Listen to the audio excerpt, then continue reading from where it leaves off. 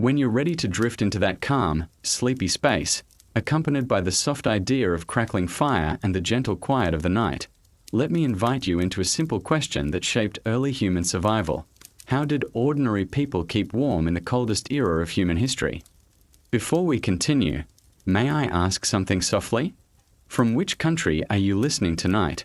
And what time is it over there? Before we go any deeper, if you enjoy slow, calming stories like this, feel free to tap like, subscribe, and share your thoughts in the comments. It supports the growth of these peaceful history stories. Now, let's settle into a slower rhythm, letting your shoulders relax as we return to an ancient world covered in ice. Imagine a landscape where cold winds shaped every choice people made. Early humans weren't chasing glory or adventure. They were simply searching for warmth, guided by the natural instincts that Allah placed within them. A simple challenge, but one that defined life itself. In this frozen world, the first thing people would have felt was the sting of cold air, sharp, almost heavy, pressing against their skin. It wasn't dramatic. It was steady, constant, the kind of cold that made every breath visible. And still, people found ways to endure, growing more observant of their surroundings with each passing season. They paid attention to the land itself. Hills, cliffs, and slopes weren't just scenery. They shaped the temperature. A valley could trap cold winds, while a rock wall could block them. Through this quiet observation, communities learned where warmth lingered a little longer. Even a small difference meant a better night's sleep. If you feel your mind wandering as you listen, that's perfectly all right. This story is meant to help you unwind. And every few moments, I'll gently remind you that you don't need to focus too hard. Just let the rhythm guide you. People in that era relied heavily on what the environment offered. They noticed how certain areas stayed warmer at dusk, how the ground held heat after sunlight faded, and how natural shelters softened the harsh winds. These observations were small, but they helped families choose the safest places to rest. Imagine them moving slowly through snow, a measured pace, conserving energy, and pausing whenever the air felt slightly warmer. They didn't rush. Their movements were patient, almost meditative, because rushing meant exhaustion, and exhaustion meant cold. Their survival depended on gentle, intentional rhythm. They often gathered near places where the land curved inward, forming quiet pockets of protection. Not all locations were perfect, but each spot offered a little relief, a little less wind, a little more warmth. And in that world, a little meant everything. Let your breathing soften here. Feel free to settle deeper into whatever keeps you comfortable. This moment is yours. In those early days, building a warm life wasn't about advanced tools. It was about understanding the subtle signs Allah placed in the natural world. They learned where snow piled up thickest, where ice melted first, and how different textures of earth held warmth differently. This wasn't grand knowledge. It was humble, quiet, and gathered slowly over generations. They also learned that warmth wasn't only about temperature. It was about stillness. A place untouched by wind felt significantly warmer, even if only by a few degrees. They treated wind as an invisible opponent, soft but persistent, and sought out corners where its reach was weakest. This simple attention shaped everything. If a cave entrance faced the wrong direction, it became too cold. If a shelter sat beside a wide open field, wind rushed in. But tucked behind a natural rise, or beneath an overhanging rock, the air stayed gentler, steadier, and far easier to endure. If your eyes feel heavier now, allow that feeling to happen naturally. This is a slow journey, not one that requires effort. Just listen as the story drifts forward. When early people finally found a place that felt right, they paused, letting their bodies adjust, letting the environment surround them. They didn't speak loudly. The world was already quiet enough. Their awareness broadened, noticing temperature shifts, the sound of distant wind, and the ground beneath their feet. Sometimes warmth came not from what they built, but from what they avoided.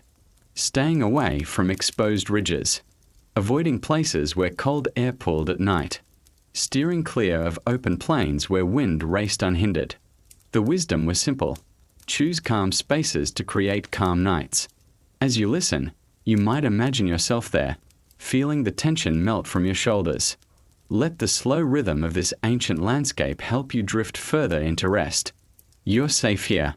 The world outside the video can wait. And in that quiet world of ice, early humans continued to learn. Warmth wasn't a single action.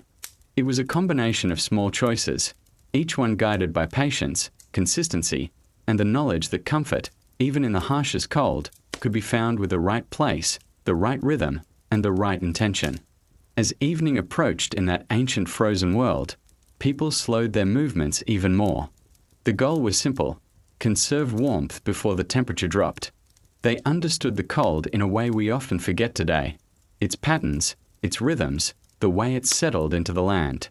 What they learned didn't arrive in sudden moments, but through many quiet observations, shaped by the natural order Allah placed in the environment. At night, the world around them grew unbelievably still. The cold wasn't loud. It whispered. It pressed softly through gaps, slid across open ground, and settled into low spaces where warm air drifted away. And so, people learned to stay slightly elevated, lifting their resting places just above where the cold gathered most heavily. Take a slow breath here. If your body is sinking deeper into relaxation, let it. This story is meant to move gently, one simple layer at a time. They often used natural materials to help block the cold: branches, packed earth, and layers of snow that surprisingly insulated the space beneath them. Snow, when shaped carefully, could trap warm air inside the structures they built. It wasn't magic or mystery. It was simply the way creation worked, by the will of Allah. And people learned to work with it, rather than against it. Every small discovery brought relief: a rock surface that stayed warm longer after sunset, a hollow tree that blocked wind, a slope that shielded them from icy air descending at night. In those moments, survival wasn't about fighting nature. It was about understanding it with humility. If your thoughts drift, allow them to float. You're not required to follow every detail. These slow patterns are meant to soothe, not demand attention. Communities sometimes created temporary windbreaks by stacking stones or arranging thick branches in curved patterns. These curves softened the direction of the wind, guiding it around instead of through their shelter. The design wasn't perfectly engineered, but it was thoughtful. Even a slight decrease in wind made resting more peaceful. On especially cold nights, people rested earlier. Conversations were quieter, movements slower, breaths more controlled. They knew the cold consumed energy, so they guarded their strength carefully. A restful body stayed warmer, and so they avoided unnecessary strain, preserving heat through calm and stillness. Let your own body mimic that quiet rhythm: slow, steady, unhurried. This part of the story is meant to help you settle deeper, like a blanket being gently placed over your thoughts. When the cold sharpened unexpectedly, people gathered closer. Not for ceremony, not for celebration, but for the simple practicality of warmth. Combined body heat made a real difference, and even small moments of shared warmth brought comfort, easing the long nights. Sometimes, they positioned themselves near surfaces that absorb heat during daylight: stone walls, thick tree trunks, or packed earth warmed earlier in the day. These natural materials slowly released warmth into the evening, offering gentle relief from the cold. Again, this was not because these objects held power. They simply behaved the way Allah designed them to. As the night deepened, the world around them grew darker and softer. Sounds dampened. Winds thinned. The air became still enough to hear small movements, like shifting snow or a distant breeze brushing across ice. In this quiet, people settled into their chosen resting places, trusting in the small protections they'd built. If you feel yourself getting heavier, that's the intention. Let this ancient silence guide your breathing into something slow and peaceful. They curled into their layers, simple materials gathered from the land, and allowed their bodies to relax. Warmth didn't arrive all at once. It formed gradually, as their shelters blocked the cold and their breath warmed the surrounding air. Bit by bit, the space transformed into a calmer, gentler refuge. And there, in the stillness of the coldest era, they ended their days not with urgency or worry, but with a quiet acceptance. They understood that warmth was earned through patience, observation, and steady effort. Guided by the natural design of the world, they found comfort even in a landscape carved from ice. And as the night carried on, they rested, slowly, softly, letting the cold drift harmlessly outside while their small circle of warmth held steady until morning. When we return to this frozen world, imagine the quiet shift from simple survival to something more intentional, the long, deliberate search for a shelter that could hold even a small amount of warmth. In a landscape ruled by icy winds and long nights, the search for a safe place to rest was one of the most important daily rituals. People scanned the land not with urgency, but with practiced calm. They were not just looking for a place to sleep, they were seeking relief, a pocket of gentler air, somewhere the cold softened just enough to make rest possible. And in that ancient silence, finding warmth was an act of quiet patience. They learned early that warmth was rarely found in open spaces. The wind cut across plains without mercy, carrying away heat in seconds. So people turned their attention toward the edges, the places where the land dipped, curved, or leaned into natural formations that softened the air. When they approached a hillside or rock outcrop, they listened. The absence of wind was as informative as the presence of it. Their senses sharpened, how snow drifted, how grass bent, how the cold pressed or faded.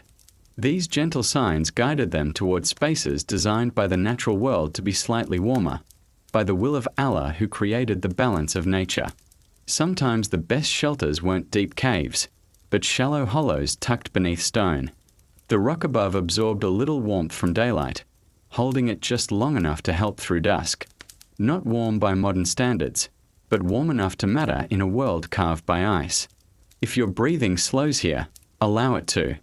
This part of the story quiets itself naturally, like settling snow. Other shelters formed near clusters of trees where branches broke the wind into softer currents. The trees offered shade during the day and protection at night, filtering out the sharpest gusts. People noticed how certain groves stayed calmer even when storms rolled over the land. And sometimes, the warmest place was beneath the snow itself. Snow, when layered and compacted, could insulate remarkably well. People used this to create low, rounded shelters where heat stayed trapped. The idea wasn't complex. It came from observing how animals burrowed or how snow softened the wind's bite. Through careful shaping, they used the materials around them in ways that made cold nights bearable. As you listen, imagine stepping into one of these shelters. The air is still. Your breath forms soft clouds that drift rather than scatter. The cold is present, but slower, gentler. People always tested the quietness of a shelter before committing to it. They crouched low, feeling how the wind shifted around their bodies. If the cold nipped too sharply, they moved on. But when the air held steady, even slightly, they sensed potential warmth. The ground mattered, too. A shelter built on hard ice drained heat quickly, while packed earth held warmth longer.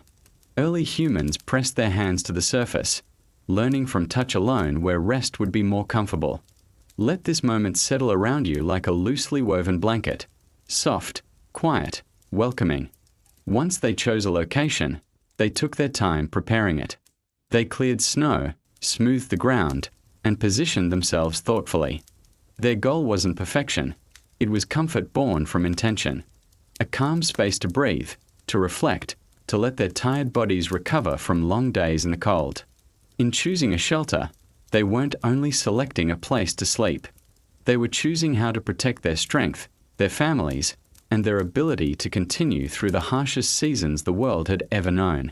Every decision carried meaning, shaped by the rhythms of nature and the instinctual wisdom granted to them. And as they settled in, the world outside faded into gentle wind and distant quiet, leaving them with the soft, steady promise of warmth, however small, and the peace of knowing they had found the best place the land could offer for the night. As night approached, early humans paid close attention to how the temperature shifted.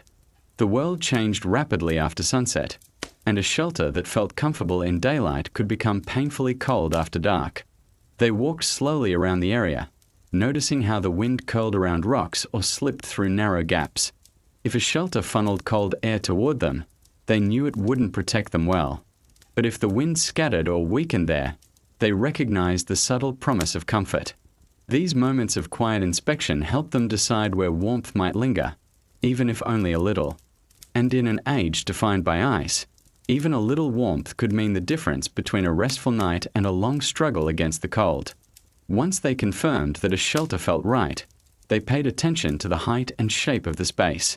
If a spot sat too low, cold air pulled there, settling like an invisible blanket of frost. So they preferred gentle rises, small slopes that lifted them just above the coldest currents. They didn't use advanced tools or calculations. They simply observed how breath behaved, how snow drifted, and how the air moved around their bodies. Through repeated experience, they learned that slightly elevated spaces offered calmer, more stable temperatures, allowing them to maintain warmth more easily through the night. They often reinforced the ground before resting, smoothing it with branches, grasses, or animal hides. A cold, uneven floor drained vital heat, but a prepared surface created a buffer, slowing the transfer of cold from earth to body. This wasn't luxury. It was practical wisdom born from necessity. These layers didn't add much thickness, but they provided enough separation to improve comfort. And when the wind howled outside, that small difference felt meaningful. The act of preparing the ground was quiet, steady, and meditative, like a final ritual before settling into rest. Inside the chosen shelter, they arranged their belongings with deliberate care. Items that offered even slight insulation were kept close, forming a perimeter that softened the air around them. They placed tools or bundles in ways that blocked small drafts. Nothing wasted effort. Nothing moved without a reason. Through calm adjustments, they shaped their shelter into a warmer nest. And as they worked, they grew more attuned to the environment's subtle textures, the coolness of stone, the softness of soil, the way warm breath collected in still air. Before night fully closed in, they tested the shelter by sitting quietly inside it. This moment of stillness revealed things movement could not. They listened for faint whistling winds slipping through unseen cracks. They watched how their breath rose and spread. If the air remained steady and calm, they knew the shelter would sustain them. If not, they made small changes, adding branches, closing gaps, shifting their position. There was no frustration in the process, only gentle persistence. Each adjustment brought them one step closer to safety and warmth. As deeper nights settled over the land, they paid attention to moisture. Damp air could feel colder than dry air, clinging to skin and draining warmth quickly. So they avoided places where melting snow dripped or collected. They learned to recognize signs of dryness, powdery snow, echoing footsteps, crisp air that held no heavy scent. This careful selection meant their bodies retained warmth more easily. Their senses guided them, sharpened through experience and the natural instinct granted to them by Allah. When everything felt ready, they finally rested. They sat or lay close to the walls of the shelter, where air movement was minimal. Pressing too close to stone felt cold, but leaving a small gap created the perfect balance, stillness without contact. They wrapped themselves in whatever coverings they had, layering materials to trap the heat their bodies produced. Warmth built slowly, expanding outward in a soft, delicate rhythm that turned the shelter into a gentle refuge from the frozen world outside. During especially harsh nights, they sometimes adjusted their position to follow warmth. Body heat gathered in certain pockets, forming small zones that grew pleasantly warmer with time. As breath warmed the air, the shelter became a shared atmosphere of comfort. They understood how to move just enough to maintain heat without disturbing the delicate balance of the space. These shifts were subtle, almost instinctive, shaped by long experience in surviving the cold. Occasionally, they placed small heated stones near the edges of the shelter, not close enough to burn, but near enough to radiate gentle warmth. These stones were warmed earlier, using methods allowed within their simple environment. The stones didn't hold heat for long, but the small burst of warmth they released made the early part of the night easier to endure. This technique, learned through observation, gave them precious minutes of comfort as the cold deepened outside. Their shelters weren't just physical spaces. They were psychological refuges, places that allowed the mind to calm. In the quiet rhythm of preparation, in the slow gathering of warmth, they found reassurance. Each part of the shelter reflected their resilience and the deep understanding they held of the land. As they lay down, listening to distant winds soften against the walls, they felt protected enough to surrender to sleep. Through the night, the shelter breathed with them. Warm air formed clouds that drifted upward and faded. The ground released its stored chill slowly, while the roof and walls held back the harshest winds. Cold still existed, but it no longer dominated the space. The balance became manageable, controlled by the natural insulation built from earth, stone, snow, and the warmth granted through their own bodies. And as hours passed, the world outside continued its frozen silence. Stars shimmered above the snowfields, winds whispered between rocks, and frost crept along open ground. But in the shelter, time moved differently. Warmer, softer, slow enough for rest to take hold fully. They had transformed a harsh landscape into a livable space through patience and observation. When they woke, the air inside the shelter carried the remnants of the previous night's warmth. It wasn't much, but it made rising gentler. The transition back into the cold world outside felt less jarring. They stretched slowly, letting their bodies adjust, holding onto the calm that the night had given them. This moment of waking was quiet and unhurried. Stepping outside, they studied the way frost formed overnight. These patterns taught them how well their shelter worked and what could be improved the next time. Survival in cold places wasn't about a single moment of brilliance, but small lessons gathered daily. Their shelters changed as they learned, becoming more effective, more comfortable, and more aligned with the natural world. And with each day, they continued their search for the next warmest place, carrying the memory of one night's shelter as guidance for the next. Their journey wasn't rushed, and their wisdom grew slowly, like quiet footprints forming a path through snow. They moved forward with steady calm, knowing that warmth, even in the coldest era, could always be found through patience, awareness, and careful choice. In this frozen era, warmth began not with fire or shelter, but with the simple act of layering whatever the land provided.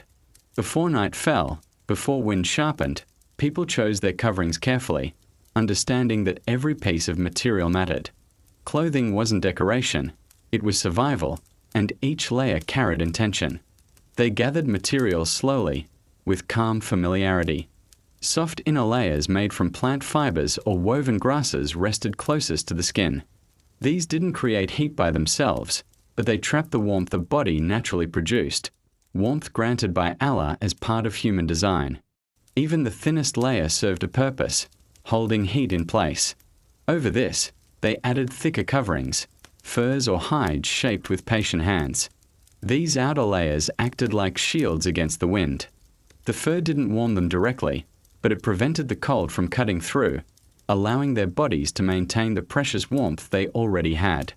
It was a partnership between effort and nature. As they dressed, they paid close attention to fit. Clothing that was too tight didn't trap warm air, while clothing too loose allowed heat to escape. So they layered in ways that created small pockets between each material. These pockets became tiny insulated zones, quiet spaces of warmth that made icy nights bearable. If you feel your breathing settling into a slower rhythm, let it happen naturally. This part of the story was always meant to move gently. They crafted coverings for every part of the body, not just the torso, but hands, feet, legs, and the top of the head. Early humans learned quickly that heat escaped fastest from exposed areas. So even simple wraps of woven grass, soft bark fibers, or spare animal skins made a difference. Each small piece helped preserve warmth in the places it mattered most. Foot coverings were especially important. Walking across frozen ground drained warmth quickly, so they made layered wrappings filled with dried grass or soft inner fibers. These fillings created insulation, separating the skin from the freezing earth. It wasn't luxurious, but it was effective enough to sustain long journeys. Head coverings were equally vital. A simple fur wrap or a shape hide kept warm air from rising away too quickly. These pieces didn't look like anything modern, but they worked through the same principle we understand today. Trap warmth close, shield it from wind, and let the body maintain its natural balance. Sometimes, people added improvised layers found during travel. If they discover dry, soft plant fibers, they tuck them beneath their outer wraps. If they found loose bark or broad leaves hardened by cold, they used them as wind-blocking shields. They adapted with calm creativity, using every resource in a way that served their survival. As you listen, let your shoulders relax, as if you're wrapping yourself in your own warm layers. A sense of gentle heaviness may begin to form, like settling deeper into a quiet space. Their layering rituals weren't rushed. Each adjustment was slow, deliberate, and guided by experience. They tugged, wrapped, and tightened coverings until they felt the heat begin to build. It wasn't instant. Warmth came gradually, like breath building inside a small enclosed space. Over time, they learned to sense warmth through texture. Smooth grass fibers meant flexibility. Thick fur meant wind protection. Thin hides meant breathability. Their hands understood what their eyes couldn't always see, shaping materials with an instinctive calm that only came from living closely with the land. Layering became part of their daily rhythm, morning, midday, and evening. They adjusted their coverings depending on how the air shifted. If wind strengthened, they added more. If the sun appeared, they loosened a layer to avoid sweating, which would freeze dangerously fast. Every action balanced comfort and protection. You may notice your mind drifting a little now, and that's perfectly fine. The pace of this segment is meant to cradle your thoughts gently. For families, layering was a shared task. They helped one another tie, wrap, or adjust coverings correctly, especially for the young and the elderly. This cooperation didn't require words. It was a quiet, reassuring routine that prepared them for the day's challenges. And in the stillness of early morning or the fading light of dusk, people would pause for a moment after layering. They would breathe deeply, letting their bodies warm the air trapped beneath the materials. This calm pause marked the moment when they transitioned from exposed vulnerability to protected endurance, ready to face the coldest world their ancestors had ever known. As the cold deepened each season, people continued refining their layering techniques, learning from every small discomfort. A night spent shivering taught them where a draft had slipped through. A morning soreness revealed where a layer had been too tight or too thin. These lessons weren't dramatic. They were quiet observations gathered slowly, shaping new habits that made future nights more bearable. They often carried spare materials wrapped inside their outer coverings. These were small pieces, strips of hide, rolled grasses, soft fibers, that could be added quickly when the temperature dropped. This lightweight bundle acted like a portable safety net, allowing them to adjust their insulation without rebuilding it from scratch. It was a simple form of readiness, an instinctive understanding of the cold's unpredictability. When people traveled across open landscapes, they noticed how wind behaved differently in various terrains. A valley produced swirling cold. A ridge forced wind downward. A forest broke it apart. With each shift, they tightened or loosened layers, responding with subtle changes. Their bodies became gauges of warmth and movement, finely tuned to the natural patterns created by the will of Allah. Over time, they also learned to listen for the cold. The sound of wind scraping over snow. The soft crackle of ice underfoot. The muted hush that signaled dropping temperatures. These sounds guided them to adjust their layers even before their skin felt the change. It was a quiet form of awareness, gentle, instinctive, constant. If your mind feels softer now, drifting just lightly, let that feeling happen. The rhythm of this world invites calm, and the details settle like falling snow. Inside shelters, layering took on another purpose. People removed outer coverings early to let moisture escape before it froze. The inner layers stayed on, preserving the core warmth of their bodies. This simple routine helped them avoid the danger of dampness, which could steal heat faster than wind.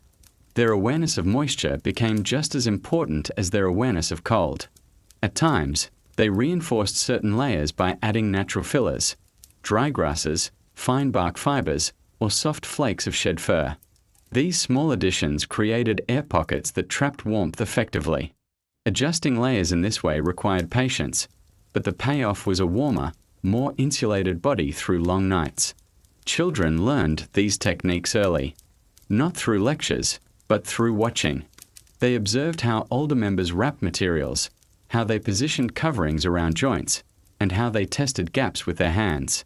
These quiet lessons became generational wisdom, passed down without ceremony. Occasionally, when the cold became harsher than expected, they created temporary emergency layers using whatever they had: snow-dusted branches as windbreaks tucked beneath outer coverings, broad leaves frozen into stiff plates acting as shields, or small bundles of dry grass slipped near their chest to preserve core warmth. These improvisations often meant the difference between enduring a storm and falling victim to it. Imagine yourself adjusting your own warm layers as you listen, slowly, gently, and letting the imagined weight bring a sense of grounded calm. That heaviness is part of the story's rhythm. When they finally settled for rest, they positioned themselves so their coverings overlapped naturally, sealing warmth in. They tucked the ends of hides beneath their knees, wrapped fibers around wrists and ankles, and ensured no open gaps remained. Every movement was deliberate, shaped by countless nights of trial and observation. As they lay still, their bodies warmed the layers around them. The air within the folds became a soft cocoon, heated gradually by the breath and warmth Allah placed within them. The layers didn't create heat, they simply preserved what was already there. This understanding was at the heart of their survival. Through long, silent hours, the covering softened the world harshness. Outside, ice shifted, snow settled, winds whispered across frozen plains. Inside their layered protection, people rested more peacefully, guarded against the cold by the simplest materials shaped with the greatest care. Even in the coldest season, they trusted the layering process. It wasn't perfect. It wasn't comfortable by modern standards. But it worked, night after night, because it aligned with the natural laws Allah willed into the world, laws of warmth, movement, breath, and protection. And so they greeted each sunrise still wrapped in those layered coverings, grateful for another night endured. The cold remained, but their patience transformed even the harshest conditions into something manageable. Each morning brought new knowledge, new practice, and renewed confidence in the quiet wisdom of layering, one of the simplest, yet most essential, tools for surviving the frozen world. In the coldest era of human history, fire was more than a source of warmth. It was a rhythm, a quiet heartbeat that shaped the flow of each day and night. People gathered around its soft glow not for spectacle, but for survival, letting its gentle heat guide them into calm. Firekeeping became a ritual of slowness, of careful attention, of steady breath. When the world outside grew harsh and winds turned sharp, the fire inside their shelters became a gentle anchor. People tended the flames with the same patience they used for every aspect of life in the cold. They knew the fire didn't create warmth on its own. It only released the heat Allah had placed within the wood, allowing them to feel its comfort through His will. Tending the fire required understanding not just of flame, but of the materials that fed it. Dry branches caught quickly, giving immediate light. Thicker logs offered long, slow heat. Bark curled and burned with a faint crackle. Each material contributed something different, and people learned which combinations created the calmest, most stable warmth. If you feel yourself settling deeper, let that feeling grow. Fire has always encouraged a slower state of mind, inviting stillness without demanding attention. Before night fell, firekeepers prepared the hearth with deliberate care. They arranged the wood in loose structures that allowed air to flow. Too tight, and the fire smothered. Too open, and the heat escaped without warming the space. Through patient trial and observation, they crafted small, balanced shapes that held flames gently. They understood the importance of embers. Embers were the quiet core of the fire, the slow, glowing heat that lasted long after the flames faded. By preserving embers through the night, they avoided the exhausting task of starting a fire from nothing each morning. With a little breath, a little fuel, the embers could awaken into flame again. This ember keeping was passed down as essential knowledge. Children watched how adults buried the glowing coals beneath ashes, protecting them from wind while keeping their heat alive. The technique was simple, but powerful. The ashes insulated the embers, holding the heat that Allah allowed within them, like a blanket against the night. Sometimes, firekeepers sat awake longer than others, listening to the faint crackle of burning wood. They weren't guarding the fire out of fear, but out of a gentle sense of responsibility. A well-kept fire meant a warmer shelter, calmer sleep, and safer nights. As you imagine this scene, picture the glow lighting the shelter with soft, moving shadows, nothing harsh, nothing bright. Just a warm tone that makes the cold feel far away. In many shelters, the fire wasn't placed at the center. Instead, it rested near an opening where smoke could drift upward or outward. This kept the air breathable and clear. People learned where to position themselves so they got warmth without taking in too much smoke. It was all about balance, a harmony between survival and comfort. They also learned to judge the fire's temperature by sound. A gentle hum meant steady warmth. A sharp snap signaled moisture in the wood. A sudden flare suggested the fuel was too thin or too dry. By listening, they adjusted the fire's needs before it became unstable. The flame spoke through pattern and rhythm, and they learned to understand those subtle signs. Sometimes the fire dimmed unexpectedly, but there was no panic. They added small twigs, gave the embers air, adjusted the remaining wood. With patience, the flames usually returned. Fire was a companion, not a tool, something to be guided, not forced. Let yourself breathe a little slower here, as if sitting near that same steady glow. As darkness thickened outside, families gathered close to the warm pocket created by the flame. Not too close. Heat needed space to expand, and they knew the best warmth came from allowing the fire to breathe. They rested just far enough to feel comfort without risking their coverings. The fire's warmth also shaped their sleep cycles. In the deepest cold, they rested lightly, waking occasionally to check the embers or add a small log. This wasn't seen as a burden. It was simply part of living in the frozen world. The gentle rise and fall of tending the fire blended into their natural rhythm. And in those quiet moments, when the world outside felt frozen in time, the fire offered a small, humble mercy, a place where warmth still existed, steady and patient, helping them endure another night in the coldest age their ancestors ever faced. As the night continued, the fire gradually shifted from bright flames to a softer glow.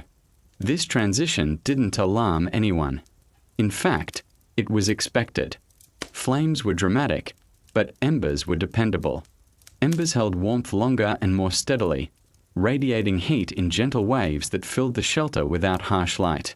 People trusted this deeper warmth, knowing it was enough to get them through most nights if cared for with patience. The act of tending embers became a meditative routine. Someone would stir them lightly, turning the glowing pieces so each surface received air. Just a few moments of gentle work could revive their heat, making them glow brighter beneath the ash. They added small pieces of dry wood, never too much at once, allowing the fire to rebuild slowly, without sudden flare-ups that wasted fuel. This slow rebuilding mirrored the steady, relaxed pace of life in the cold. When storms swept across the land, the fire's importance grew even more. Winds outside howled, snow pressed against shelter walls, and temperatures dropped quickly. But inside, the fire created a small oasis of calm. Even if the flames dimmed, the thick layers of embers continued to radiate steady warmth. Families stayed close, wrapped in their coverings, relying on that quiet heat allowed by Allah to protect them through the storm's long hours. On gentler nights, when winds softened and the world felt still, people watched the fire with a sense of quiet companionship. They observed how flames curled, how sparks rose, how shadows swayed. Fire offered a kind of peaceful movement in a landscape that was otherwise frozen and unmoving. These observations weren't made out of boredom. They were part of learning how the fire behaved under different conditions. At times, the fire needed very little attention. A single log might smolder for hours, releasing slow heat. People rested around it with confidence, knowing the fire would not vanish suddenly. Even so, someone always kept half an ear open, listening for changes in sound, the soft collapse of wood, the shifting crackle, the hush that signaled fading heat. Sound was often the first indication that the fire needed help.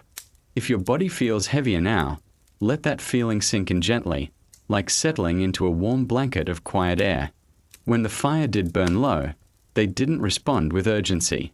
They simply added what was needed, moving with calm precision. a handful of twigs, a piece of bark, a log placed at the right angle to catch the remaining heat. The process wasn't rushed because they trusted that warmth wouldn't disappear instantly as long as embers lived beneath the surface. Some nights, firekeepers experimented with how different materials burned. Thicker logs gave long-lasting warmth. Softwoods caught quickly but vanished fast. Bark created bursts of heat. By learning these patterns, they calculated how to stretch their resources through the longest nights. Their knowledge was not written, not formal, just quiet wisdom collected over years of watching and adjusting. As dawn approached, the fire often looked like nothing more than a bed of faint red dots beneath grey ash. Yet those dots were precious. With a careful breath, a bit of air, they brightened. This renewal allowed them to start the next day without the struggle of creating new fire from cold materials. It was a small mercy, made possible by attentiveness and the natural principles Allah placed in the world. Many mornings began with this simple ritual. Blow gently. Add a few dry twigs. Watch the glow sharpen into flame. The shelter warmed once again, pushing out the stiffness of the night. People stretched, warmed their hands, and prepared for the day's work with a calmer body and clearer mind. Lighting the morning fire felt like resetting the rhythm of life. The warmth that lingered after dawn was subtle but comforting. It softened the first cold steps outside, eased muscles that had curled against winter's bite, and gave people a moment of peace before facing the frozen landscape. This brief warmth never lasted long, but it didn't need to. It simply helped them begin. Over time, firekeeping became more than a survival task. It became part of their identity. Each person knew how to tend the flames, how to coax embers awake, how to build a fire that warmed without waste. It was a shared skill, a shared responsibility, and a shared comfort. And in the coldest age humanity had ever known, the gentle glow of a tended fire became one of the few consistent sources of peace. It wasn't powerful or dramatic. It was quiet, steady, and reliable, just enough warmth to carry them through another night by the permission and design of Allah. In the frozen world of early humanity, one of the quietest yet most effective ways to find warmth came from something beautifully simple: heated stones. Unlike fire, which flickered and demanded attention, stones radiated a slow, steady heat, gentle, consistent, and reassuring. People learned that when warmed during daylight or near a fire, these stones could hold the suns of flames heat long after darkness settled, offering comfort when temperatures dropped sharply. They began by observing how rocks behaved throughout the day. Some stones warmed quickly in sunlight, others retained heat longer once warmed. Darker stones absorbed more warmth, while denser stones released it slowly. None of this was immediate knowledge. It came from countless quiet moments of noticing how the natural world responded to cold, all of it part of the design Allah established in creation. Before night fell, they gathered stones with care, choosing ones smooth enough to handle but thick enough to store heat.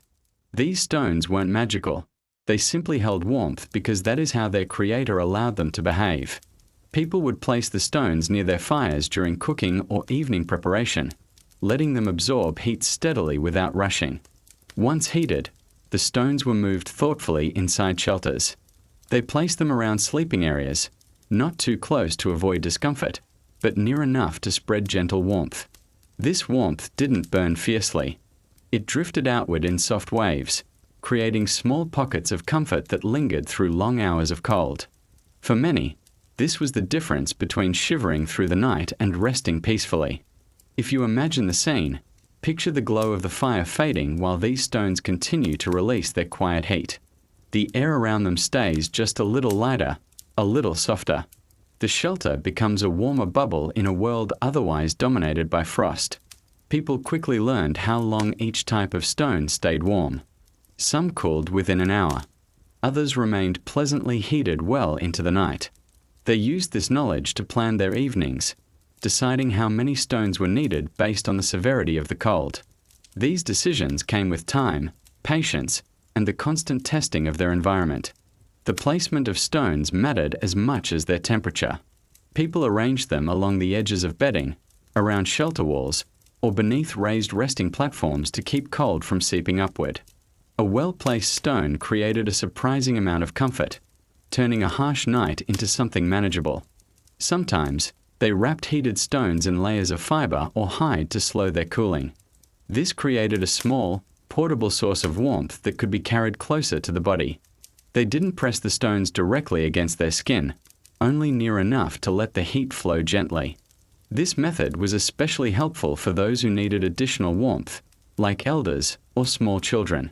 In many shelters, stones served as subtle markers of night's progress. As they cooled, their warmth faded gradually, signaling how long the night had passed. Instead of relying on stars or moonlight, people sensed time through temperature, learning to recognize the moment when cold seeped back into the air.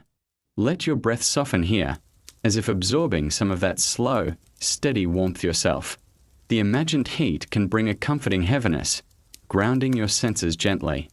On especially frigid nights, people sometimes rotated stones, bringing in newly heated ones from near the fire and removing the cooled ones.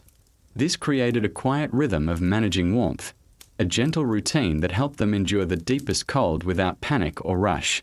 Even during travel, stones played a role. Travelers heated small ones before setting off, placing them beneath layers within their coverings. The stones didn't stay hot for long, but their early warmth eased the transition into the freezing landscape. This momentary comfort made the first steps of a long journey far more bearable. The knowledge of stone types became a subtle expertise. People could identify which rocks cracked when heated, which retained heat best, and which were too brittle to use. They avoided stones that might shatter, learning this from early mistakes, and chose reliable ones that responded well to repeated warming. Families often collected their preferred stones and kept them near their shelters, reusing them night after night. These stones became part of their daily rhythm, familiar objects that quietly supported their survival. They weren't symbolic or revered. They were simply dependable tools provided within the natural order Allah created. And as night settled across the frozen world, the gentle warmth of these stones helped soften the edges of cold, allowing people to rest with more peace. The warmth wasn't dramatic, but it was enough, steady, patient, and comforting, carrying them through the long hours until sunrise. As nights grew longer during the coldest periods, people discovered ways to maximize every bit of warmth their stones offered. They began arranging them in clusters rather than individually. Clusters trapped layers of warm air between each stone, creating a small zone where heat pooled and radiated outward more evenly. This method didn't require larger fires or more fuel, just patience and the wisdom to notice how warmth flowed through space. They also learned to place stones at different heights within their shelters. Stones positioned lower helped counter the cold creeping from the ground, while those placed slightly higher warmed the surrounding air more broadly. With experience, they struck a balance, warming both their bodies and the air in the shelter without overheating or wasting precious fuel. These adjustments made their nights noticeably calmer. In especially harsh regions, people prepared stones in cycles. While one set cooled slowly inside the shelter, another set heated near the fire. This rotation allowed them to maintain steady warmth throughout the night without constantly feeding flames. The rhythm became almost musical, warmth rising, fading, and rising again. It was a quiet dance with the natural laws Allah placed in the world. If your mind begins drifting as you listen, allow it. This part of the story is meant to soften your thoughts like gentle heat spreading through a cold room.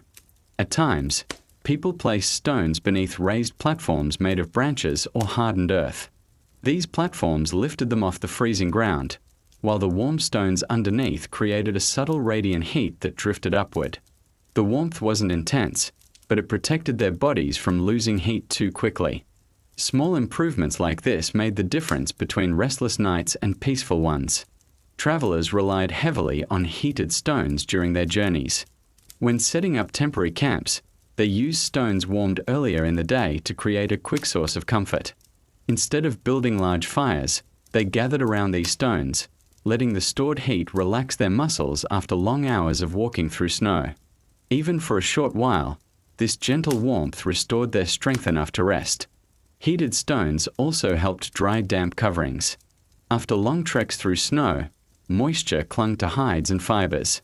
People laid these coverings near warm stones, allowing the heat to evaporate the dampness before darkness fell. Dry coverings meant safer sleep, preventing cold-related injuries. Again, the stones didn't solve every problem, but by Allah's will, they supported survival in quiet, dependable ways. The stone's warmth even helped soothe fatigue and stiffness. People noticed how placing stones near aching joints eased discomfort after long days.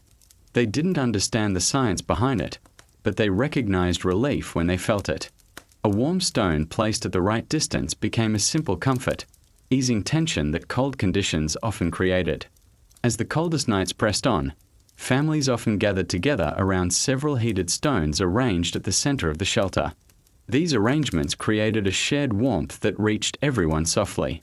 The glow of the stones wasn't bright like fire, but their heat created a gentle ring of comfort. In the frozen silence, this warmth felt like a small blessing. Let your shoulders loosen slightly here. Imagine the steady warmth spreading outward, matching the calming tempo of the story. By observing how long stones retain heat, people learned to select the best ones for night use and set aside others for daytime tasks. This quiet sorting process became part of their daily rhythm. Children helped gather stones and learn the differences in weight, texture, and density simply by holding them. It was an education passed down gently, shaped by lived experience.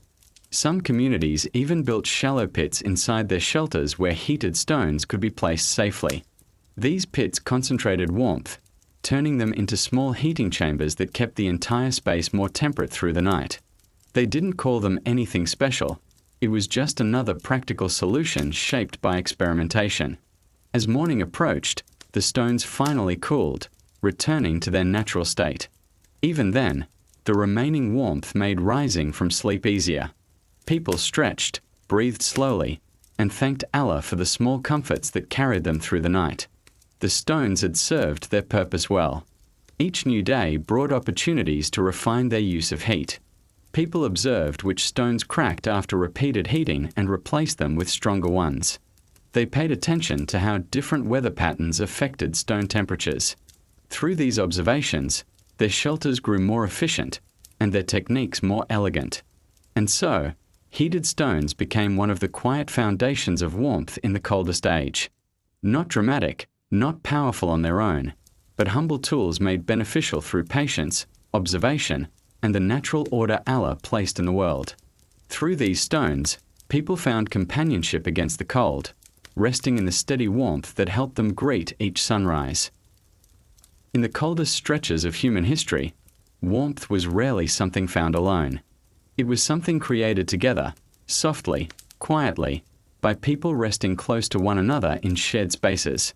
In these ancient nights, bodies became gentle sources of heat, and the simple closeness of family or community created pockets of comfort that fire or stones couldn't offer on their own.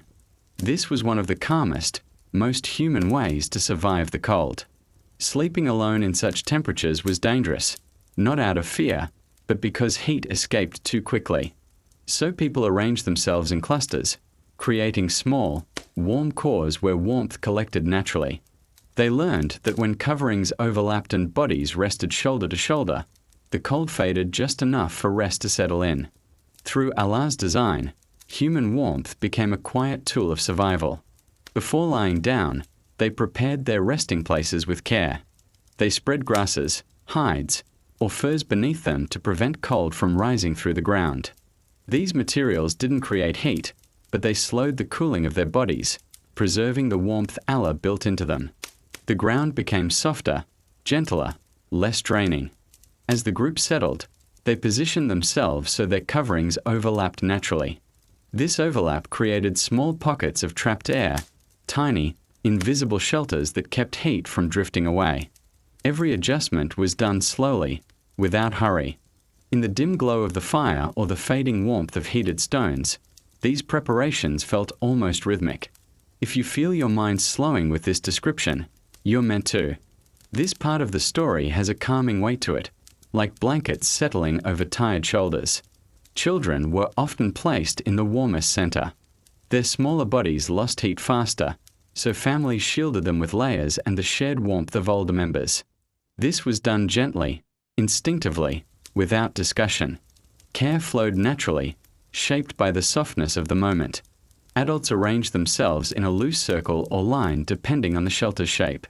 Some preferred resting back to back, letting their combined warmth spread between them. Others curved their bodies slightly inward, forming a soft enclosure of heat. In either style, warmth drifted gently through the group, creating a shared cocoon against the freezing world outside. Breathing became part of the warmth. Slow breaths released small puffs of heat that collected beneath coverings. With many people resting close together, these breaths warmed the shared air noticeably. It wasn't hot, just pleasantly mild compared to the icy air outside. Enough to ease tension. Enough to lull tired minds. They also understood how movement affected warmth. Too much shifting let cold air slip in, so they settled carefully. But once comfortable, their stillness helped the warm air stay trapped around them. Their quiet cooperation kept the night's cold from stealing their strength too quickly. Let your own breath fall into that steady rhythm, warm, slow, gentle, as if you're resting within that circle. In some shelters, they created low barriers around their sleeping areas using simple materials like branches, stones, or mounded earth. These barriers didn't block wind entirely, but they softened airflow and prevented warmth from escaping too quickly. Inside these makeshift boundaries, shared warmth built more efficiently. Even the arrangement of coverings mattered. People layered their hides or woven fibers in overlapping patterns, ensuring no open edges were left where cold air could sneak in. The coverings became a communal blanket, holding warmth through the long hours of night with surprising effectiveness. Occasionally, they added warm stones near the edges of their sleeping circle. The stones didn't heat the group directly, but they kept surrounding air from dropping to unbearable temperatures. Combined with shared warmth, this method created a balanced, stable environment for rest. Within these shared arrangements, the cold became more bearable. People slept lightly, but comfortably, supported by one another's presence. Even in the coldest winds, even in the deepest winter, the simple act of resting close transformed their shelters into small beds of warmth. And through these quiet nights, people found that surviving the cold wasn't only about tools or fire, it was about unity. Warmth traveled from one body to another, weaving a gentle network of comfort that protected them until morning, all made possible through the natural warmth Allah placed within every human being. As the night deepened, the shared warmth within the group became more noticeable. The air inside their coverings grew steadily warmer, transforming the sleeping space into a small refuge where breath and body heat worked together. The warmth was never intense, but its softness was enough to ease muscles and calm restless minds. Through the simple nearness of others, the harshness of the frozen world softened just a little. Sometimes, people added extra layers around the outermost sleepers. Those on the edges lost heat faster, so hides or woven fibers were draped over them to preserve their warmth. These outer layers acted like a protective shield, keeping the cold from creeping inward. With this arrangement, even those farthest from the center felt comfort. Everyone contributed warmth, and everyone benefited from it. The group's overall stillness played a crucial role. By holding steady positions, they allowed warm air pockets to form naturally under their coverings. These pockets acted like tiny chambers of heat, preserved by the insulating materials and the gentle weight of bodies lying close together. If someone shifted too much, they adjusted quietly to restore the balance. This cooperation came not from spoken instructions, but from instinct and shared experience. If your own breath feels softer now, let that sensation deepen. These quiet patterns of warmth invite the mind toward rest. During especially cold nights, groups made use of layered sleeping structures. They arranged hides beneath them, more hides above them, and sometimes a set of warmed stones at a distance. Though simple, this layered system trapped warmth from all sides. Even when the ground was unforgiving, the layered bedding softened its cold bite, allowing the group to rest with fewer interruptions. Families often positioned themselves in a way that maximized warmth flow. Those with more body heat rested slightly toward the edges, while those who needed extra warmth stayed closer to the center. This thoughtful placement kept temperatures more balanced across the entire group. The positioning shifted gently with each season, reflecting their deep awareness of how the cold behaved. In some shelters, people used curved walls or built low arcs of stones that helped redirect warm air toward the resting group. These structures didn't seal heat perfectly, but they created a small circular pattern of airflow that felt noticeably warmer. It was an early example of shaping a sleeping environment with intention, using the natural behavior of air to support rest. The shared warmth also strengthened emotional bonds within the group. Though they didn't speak much during rest, their closeness brought a quiet reassurance, a sense that they faced the cold together. This unity didn't need ceremony or ritual. It was simply part of living through the challenges of the coldest era, relying on one another as naturally as breathing. Let the image settle in your mind, a small circle of people, wrapped in overlapping hides, resting quietly while frost collects outside. The warmth inside their shared space feels steady, safe, and gentle. When temperatures fell sharply before dawn, the group often drew closer instinctively. Even half asleep, they recognized when cold crept in. Their coverings tightened, shoulders touched, and warmth rebuilt itself. These movements were subtle but effective, restoring comfort without disturbing the fragile quiet of the night. On some nights, the group adjusted their positions in shifts. If someone on the edge grew too cold, they were invited inward, while a warmer member moved outward to replace them. These silent exchanges showed a deep level of mutual care. They weren't planned. They flowed naturally from the understanding that everyone's well-being strengthened the group's survival.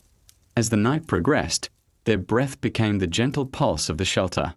Each warm exhale added to the shared air, making the space gradually more comfortable. Under layers of woven fibers, hides, and fur, the small shelter transformed into a warm cocoon, resisting the icy world outside. Even when storms swept past, rattling the walls and pushing cold air through cracks, the group stayed calmer together. The combined warmth of their bodies, allowed by Allah's design, provided a buffer that no single person could generate alone. This cooperative warmth turned severe nights into something manageable. By morning, the coverings held a faint warmth from the night's shared heat. As the group stirred, they emerged slowly, stretching gently before stepping back into the cold. The warmth faded quickly, but its memory remained, reminding them that together, even the coldest nights could be softened. And so, shared sleeping spaces became one of the most essential, comforting strategies for surviving the Ice Age. Simple closeness, quiet cooperation, and the natural warmth placed within every human being created a small sanctuary of calm against the freezing world, night after night, season after season. In the coldest eras of human life, warmth didn't only come from fires, stones, or layered coverings. Sometimes, warmth began from within, from simple drinks and meals that carried gentle heat through the body. These weren't elaborate dishes or complex preparations. They were quiet comforts, made with whatever the land allowed, offering relief to tired bones after long days in the frozen air. People learned early that a warm drink could ease the shock of cold settling into their chest. They gathered roots, herbs, and edible plants, whatever nature provided, and boiled them patiently over steady flames. The heat released into the water came by the permission of Allah, turning simple ingredients into calming, warming drinks that soothed their bodies. They didn't drink for flavor alone, they drank for survival. Preparing a warm drink wasn't rushed. Water took time to heat. Herbs needed to steep. The process became a quiet ritual at the end of each day, a moment when movement slowed and breath softened. The steam rising from the pot warmed their faces, and even before drinking, the heat brought subtle comfort. If you imagine yourself sitting beside them, the warmth might feel close, soft, steady, rising through the air. Let that imagined heat settle into your thoughts. The first sip always felt like the world melting just a little. It wasn't hot enough to burn, but warm enough to spread a soothing sensation through their chest. The warmth traveled gently, loosening tight muscles and easing the stiffness caused by long exposure to cold. With each breath, the aroma of warm herbs created a calming environment. Meals, too, played an essential role. People cooked roots, dried meats, hardy plants, and grains whenever available. These foods didn't offer luxury, but they carried warmth that lingered in the body. A warm meal gave them strength, helping their bodies maintain heat during the freezing nights. Cooking in the Ice Age was a simple art. Pots made of hardened clay or carved stone held the ingredients over slow-burning fires. The meals simmered quietly, filling shelters with soft, earthy scents. The food didn't just nourish, it warmed their hands, faces, and spirits long before it reached their mouths. As they ate together, families sat in a tight circle near the fire. Passing warm bowls from one pair of hands to another created a small chain of comfort, each person sharing in the gentle heat. Eating became more than sustenance. It became an intimate moment of calmness, shaped by cooperation and gratitude. Let your breath follow that rhythm, slow, warm, and steady, like inhaling the steam of a simple, comforting meal. People learned that warm food provided lasting warmth, more stable than the brief relief of standing near fire. It allowed their bodies to endure cold winds more easily, supporting their strength during long nights. Even the smallest warm meal made a noticeable difference. When ingredients were scarce, they adapted with creativity. They boiled snow for water, softened dried roots, or cooked whatever they gathered earlier in the day. Even a thin soup provided warmth inside, proving that comfort didn't need abundance, only patience and knowledge of the land. In many shelters, cooking became a shared responsibility. One person gathered wood, another prepared ingredients, another tended the fire. This cooperation made the process smooth and efficient, ensuring the warm meal was ready before the night's cold grew sharper. Sometimes, families saved a portion of warm liquid or soft food for the final hours of the night. Reheating it was simple. It only required warming it near embers. This small reserve offered comfort early in the morning, when temperature often dropped to its coldest. The warmth of food and drink didn't remove the cold entirely, but it created moments of softness, tiny islands of warmth in a frozen world. Through these simple acts, people protected their bodies and eased their minds, relying on the natural warmth Allah placed within food and water.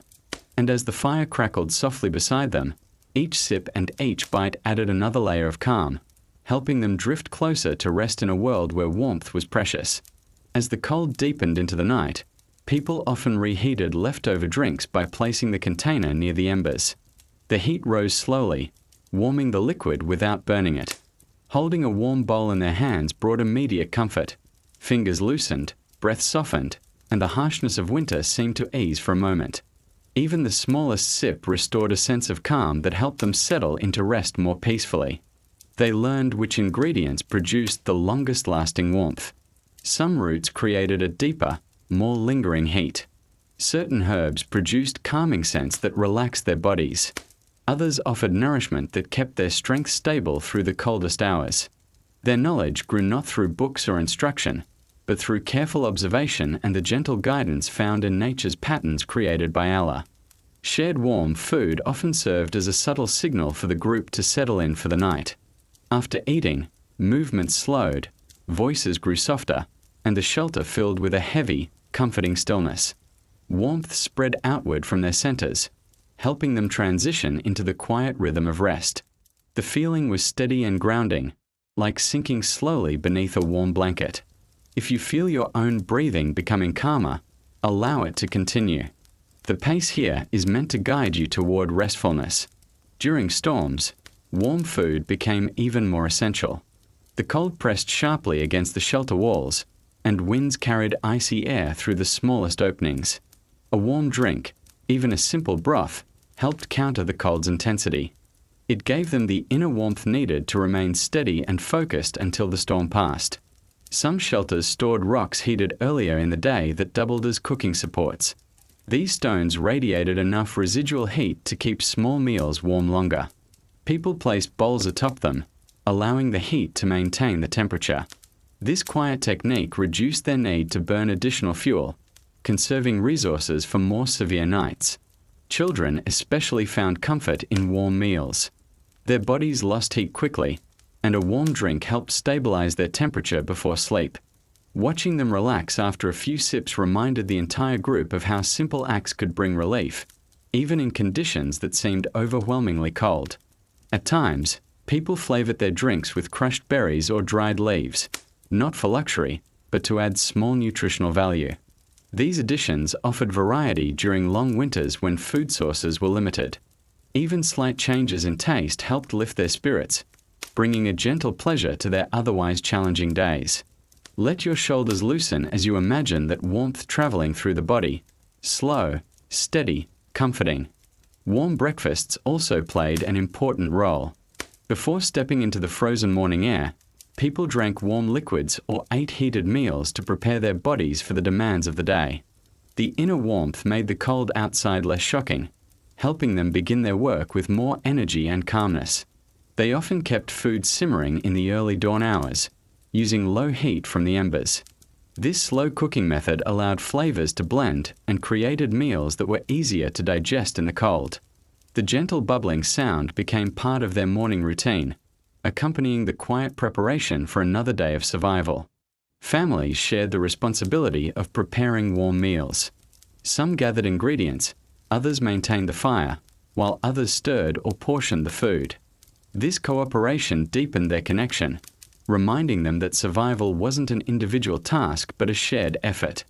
Their unity strengthened their resilience in the coldest times. Travelers knew that carrying warm food could make a journey easier. Before departing, they heated their meals and placed them in insulated containers made from bark or hide. The warmth didn't last long, but even a brief moment of heated nourishment during travel was enough to restore energy and willpower. As seasons shifted, they adjusted their recipes slightly, choosing ingredients that matched the climate. Their familiarity with their surroundings allowed them to make the most of each changing day.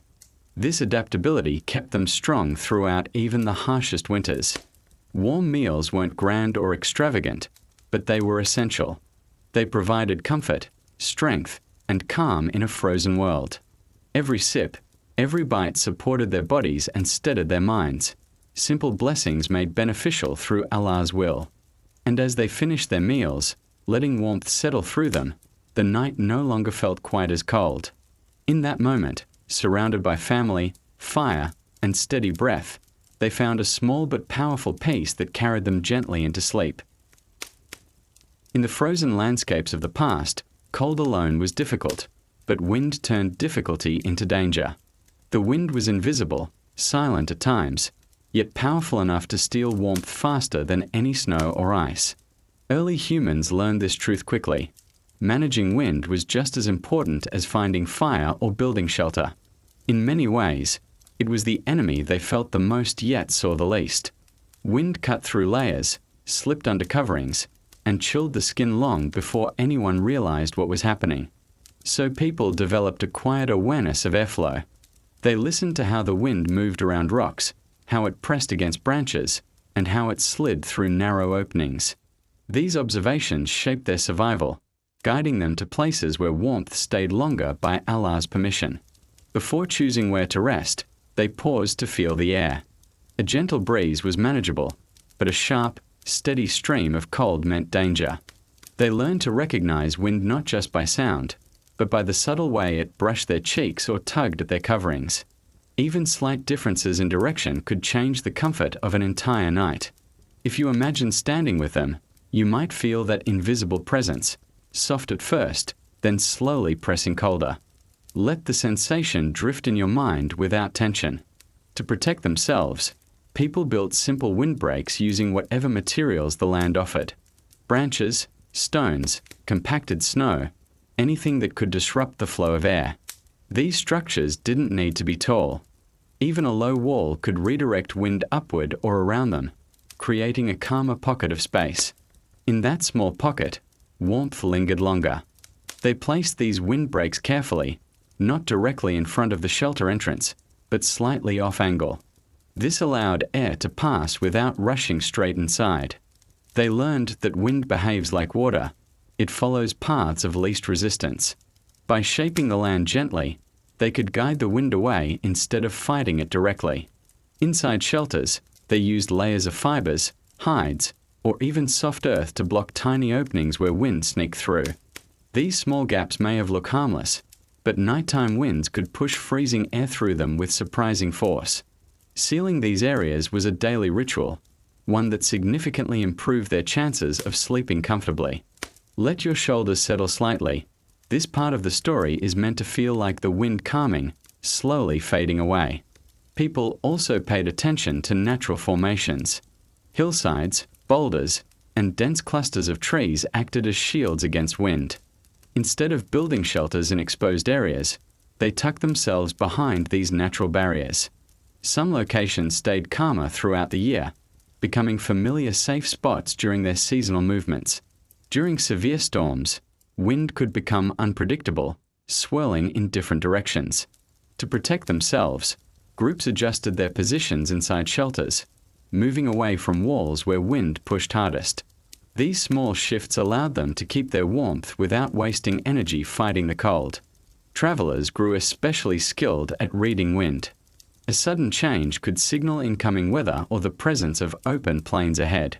They carried this knowledge quietly, adjusting their path to stay within forest edges or behind natural slopes whenever possible.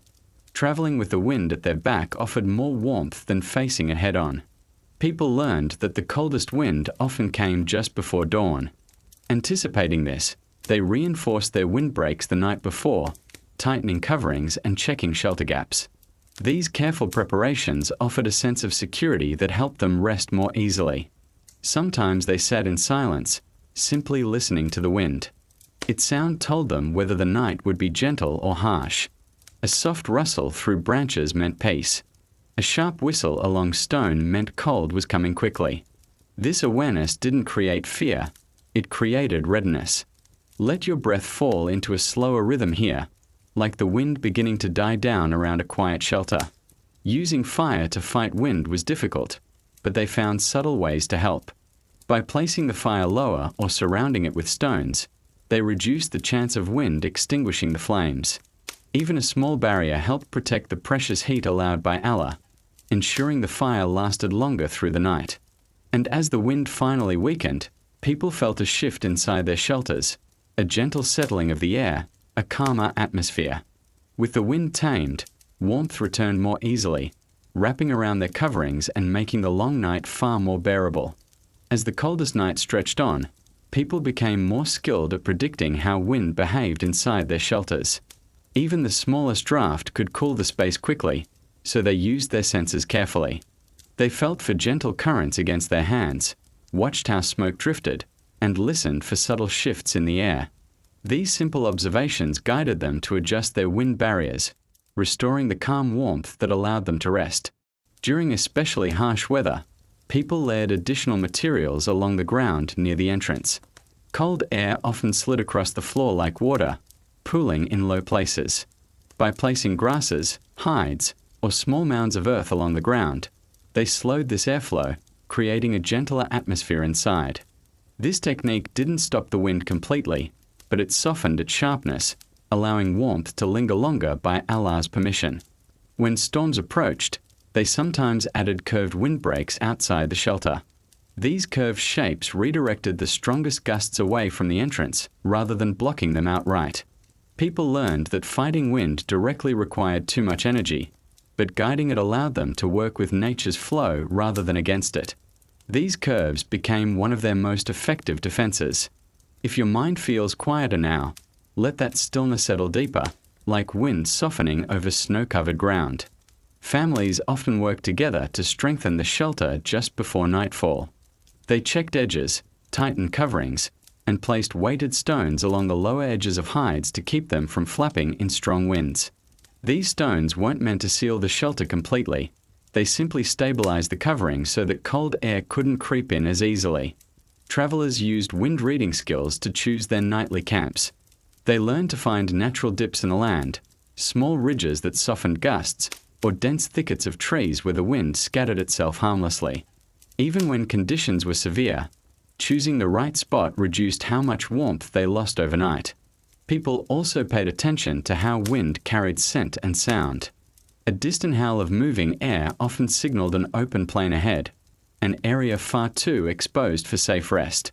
Meanwhile, muffled or circular wind patterns meant forests or heavy snowdrifts were nearby, places where wind lost much of its strength.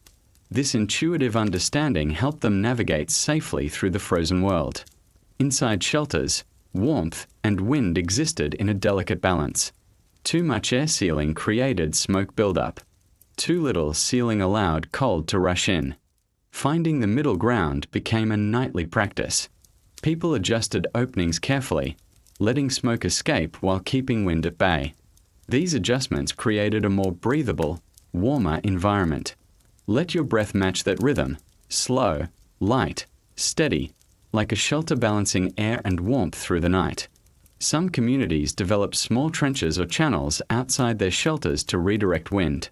These shallow lines in the snow guided airflow around rather than into the entrance. The technique required little effort but made a noticeable difference. Even children could help create these channels, turning wind management into a shared task. Wind also taught people about timing. They learned which hours were the coldest, when wind shifted direction, and how nights behaved differently in various seasons. These patterns allowed them to prepare long before the cold reached its peak. Their anticipation became a kind of quiet shield, protecting them against the frozen air. When wind finally calmed, the shelter felt different, almost heavier, more still. The air thickened slightly with retained warmth. People often drifted into deeper sleep during these moments, letting the quiet stability settle over them like a blanket. The absence of wind brought immediate comfort. Even so, they remained attentive. A sudden gust could return at any moment, rattling coverings or creeping beneath the walls. Light sleepers would adjust layers or tighten gaps without fully waking. Their instincts kept everyone safe, preserving the warmth long enough for rest to continue. Through these quiet, wind-managed nights, early humans learned that survival was not only about heat, it was about protecting that heat from being taken. Wind was an invisible force, but by reading it, shaping it, and working around it, people created pockets of peace in a frozen world. And as dawn approached, when the wind softened and the first signs of light touched the sky, they rose with renewed calm. They had faced the invisible enemy together, guided by patience, awareness, and the natural laws that Allah placed in the world, allowing them to endure even the coldest winds. In a world ruled by ice and long winters, movement itself became a source of warmth. Early humans learned that staying still for too long allowed the cold to settle into their bones, while rushing drained their energy too quickly. So they developed a slow, steady rhythm, a calm pace that generated gentle warmth without exhaustion. Moving became less about speed and more about harmony with the cold. They understood that their bodies produced heat naturally, a gift placed within them by Allah, and that careful movement helped preserve it. Walking with deliberate steps, bending slowly to gather wood, clearing snow with measured motions, each act kept their muscles warm without overwhelming them. Movement became a subtle partner to their survival. At the start of each day, they warmed their bodies gradually. They stretched lightly, shook off the stiffness of sleep, and allowed blood to circulate before stepping into the frozen air. This gentle preparation made the morning cold less shocking, protecting their bodies from sudden chills that could weaken them. If you picture this moment, imagine the breath becoming visible in the morning light, rising softly like smoke from embers. Traveling in groups added another layer of warmth. Walking close together shielded them from wind and spread the effort evenly. Those in front broke the cold air, making it easier for those behind to move with less strain. They rotated positions throughout the journey, sharing the burden quietly and naturally, without needing to speak. Their steps followed a careful rhythm.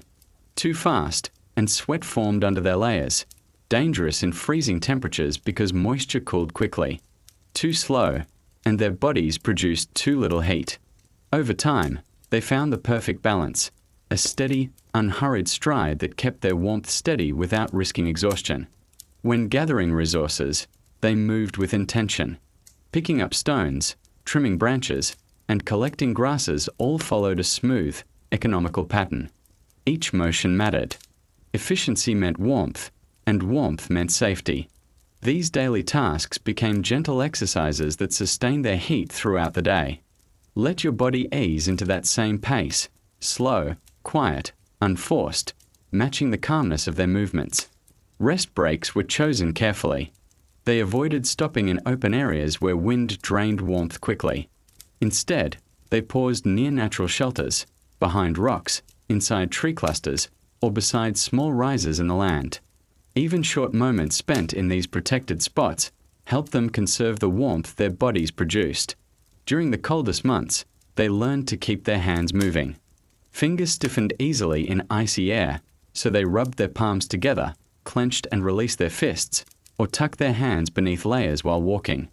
These tiny motions prevented numbness, keeping their grip steady for whatever tasks awaited them. Even talking was a tool for warmth. Soft conversations during travel encouraged breath to flow steadily, warming the space inside their coverings. Laughter, when it happened, brought short bursts of heat that felt comforting in the frozen world. These small exchanges didn't distract them. They simply made the journey feel lighter. When climbing slopes or crossing uneven ground, they paced themselves even more. Their goal wasn't speed but endurance. They used their legs in long, steady movements, conserving energy while keeping their core warm. Over time, their muscles adapted to the terrain, moving with practiced calm across snow-covered landscapes. If you feel the rhythm of the story slowing your own thoughts, let it.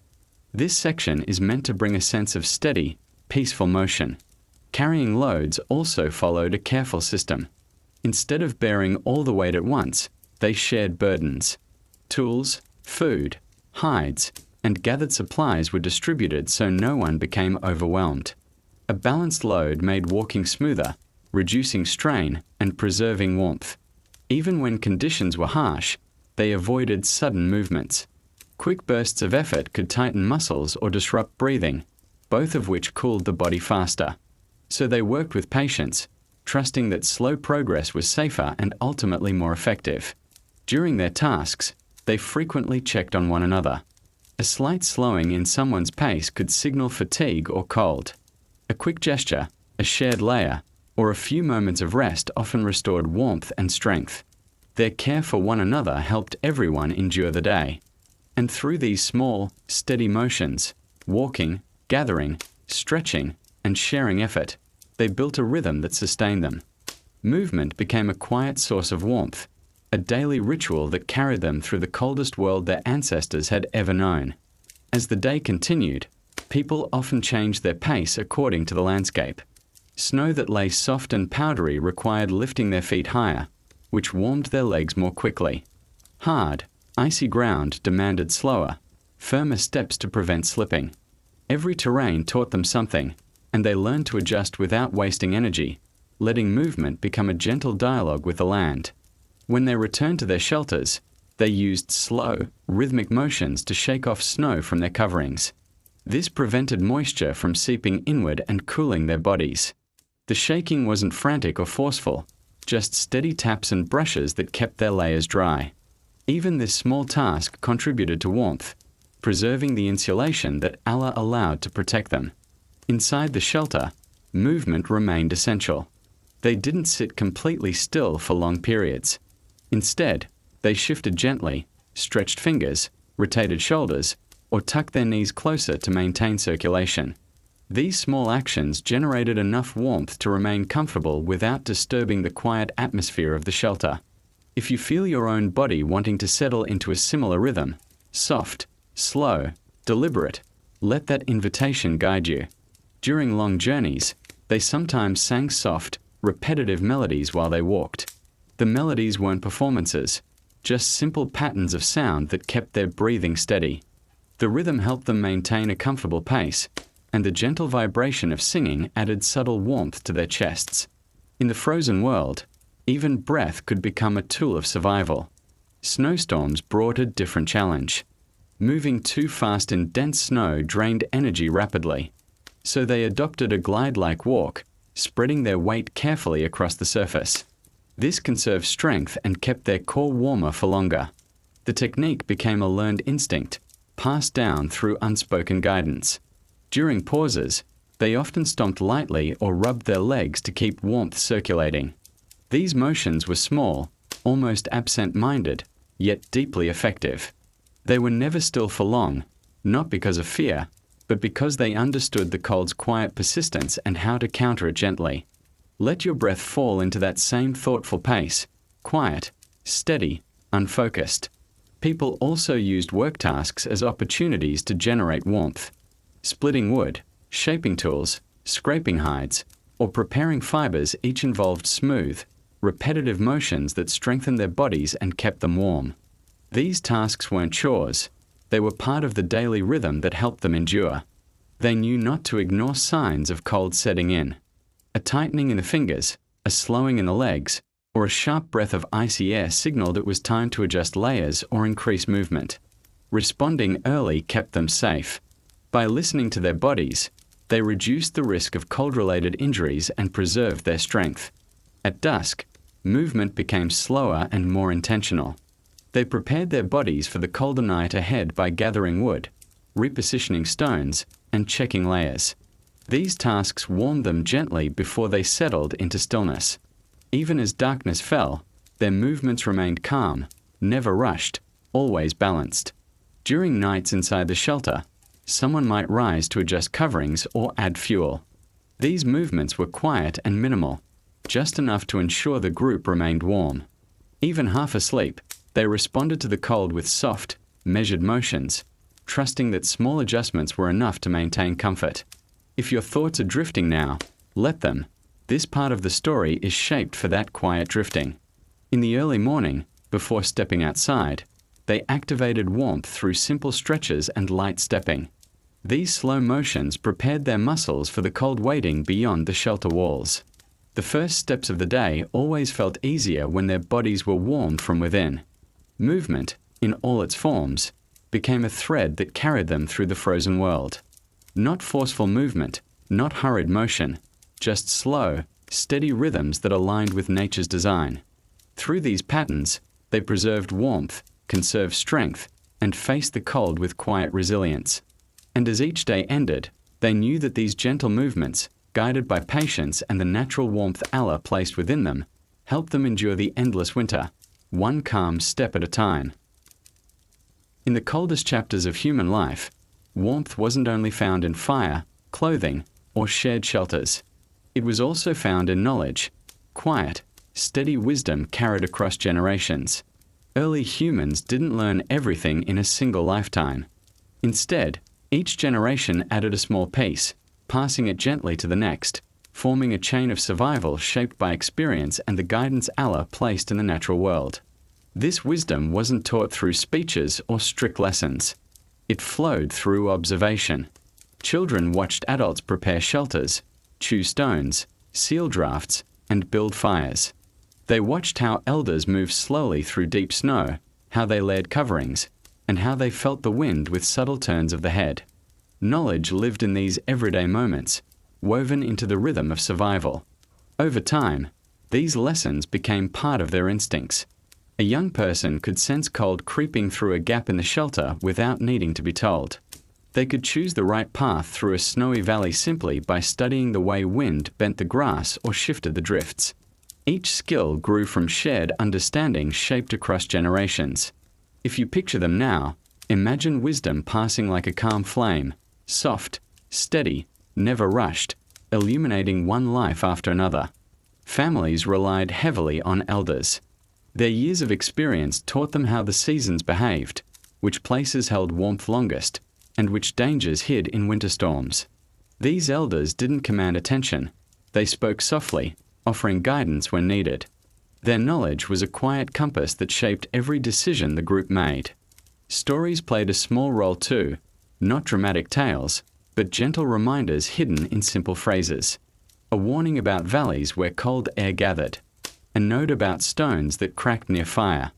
A memory of a winter harsher than the present one. These stories taught caution, patience, and awareness, qualities essential for surviving the frozen world. Much of their wisdom centered around noticing the small things. A slight shift in the wind's direction. The way frost formed differently on various surfaces. The sound of distant cracking ice. These tiny signals helped them navigate safely and protect their warmth. The world itself became a teacher, revealing patterns through signs placed by Allah's design. Let your breath soften slightly, mirroring the calm, steady flow of knowledge passing from one person to another. They also learned to respect balance. Too much fire wasted fuel. Too little movement invited cold. Too tight a shelter trapped smoke. Too loose a covering let wind slip in. Every choice involved a balance that took years to understand fully. Through shared wisdom, they found harmony with their surroundings instead of fighting them. This intergenerational knowledge meant that even the youngest members could contribute meaningfully. They learned how to gather the right kind of wood, how to carry warmth in wrapped stones, how to help seal gaps in the shelter walls, and how to position themselves in shared sleeping spaces to benefit the group. Their participation strengthened the entire community. Many of their techniques were simple, but simplicity didn't mean weakness. These methods were refined through countless cold seasons, shaped by trial, error, patience, and observation. The simplicity allowed anyone, young or old, to practice them effectively. During long winter nights, families sometimes shared these teachings quietly while sitting near the fire, not in structured lessons, but in gentle comments during warmth-seeking activities. Put that log lower. Feel where the wind enters. Warm the stones earlier today. Words like these became invisible threads connecting generations. If your mind feels calmer now, let that calmness spread, the way knowledge once spread gently through these ancient families. Their understanding of warmth and cold was not just practical, it was deeply intuitive. They knew how to sense danger before it arrived, how to read the sky for incoming storms, and how to adjust layers before the cold seeped into their bones. This intuition came from years of collective experience, not from any single mind. And through this shared wisdom, passed quietly from one generation to the next, humanity endured winters that would have been impossible to face alone.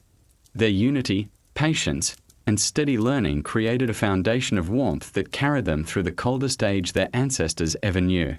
As generations passed, these quiet teachings became part of daily life.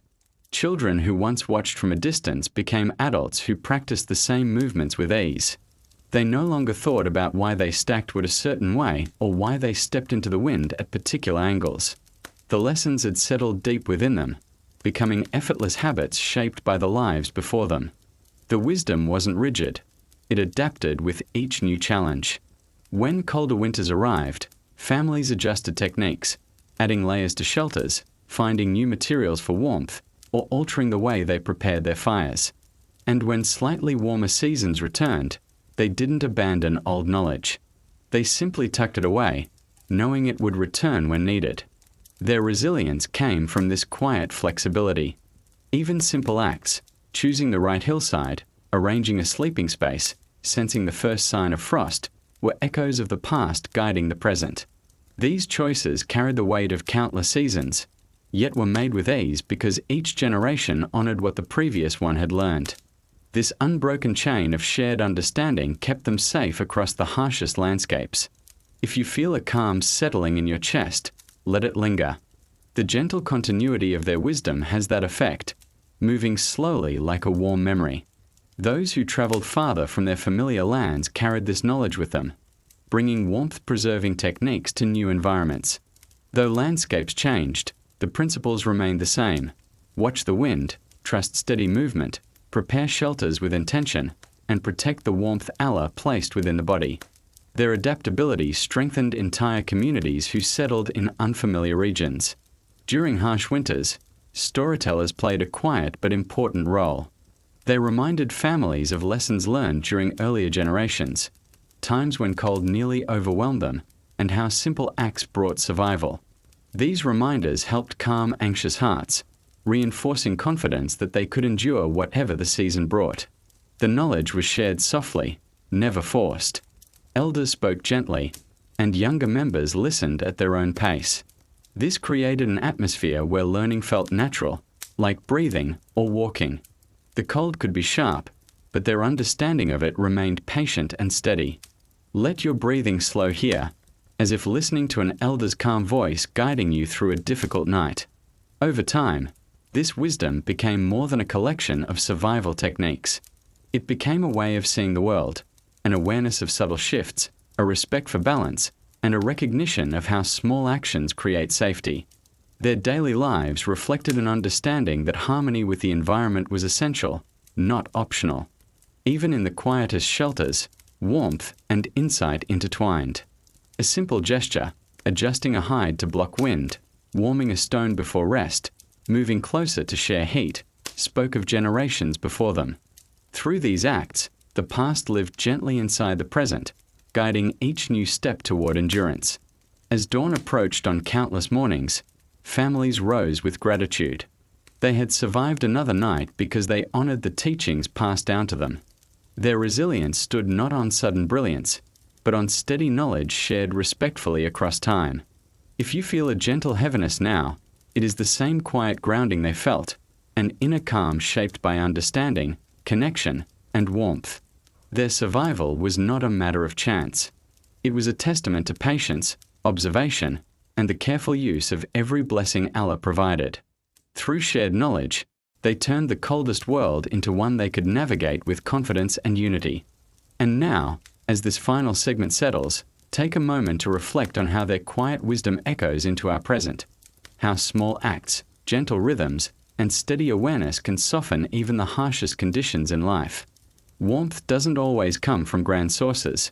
Sometimes it comes from the lessons passed gently from one heart to another. Thank you for listening to this calm story tonight. May the warmth of these memories accompany you into rest, and may your night be peaceful, steady, and filled with ease.